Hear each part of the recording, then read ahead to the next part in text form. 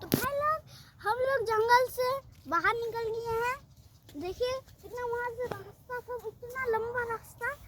हम लोग यहाँ से बाहर निकलेंगे अब। हाँ, अब देखिए इतना सुंदर सुबह में और रात में पूरा एकदम घना जंगल लगता है। और देखिए पत्ता भी हिल रहा है। और हम लोग अभी राजवापाड़ा में हैं और यहाँ पर ये हो रहा है। देखिए हम लोग अभी राजवापाड़ा में हैं। हम लोग अभी राजवापाड़ा में हैं। देखो ये देखो हम लोग राजवापाड़ा में हैं और हम लोग बाहर निकल चुके हैं। यहाँ से हम लोग का घर है। दिखाते